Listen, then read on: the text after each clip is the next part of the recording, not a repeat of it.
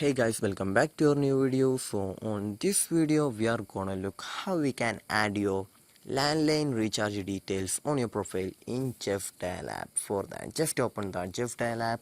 So after opening the app, here we just need to go to the profile option on the top left corner. Just tap on the top left corner and then tap on the profile icon on the top left corner.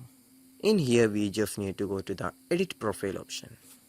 After that, here we can just see the bills and recharge option. Just tap on the bills and recharge option, and in here we can just see the landline option. So this is where we're gonna enter your landline reach number details on your profile. So just select your network rider.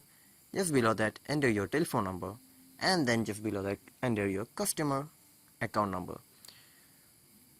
So this is where we're gonna enter your landline account details on your profile in Justdial app. So I hope this video was useful for you. So just do like, share, subscribe to our channel. Thank you and have a nice day.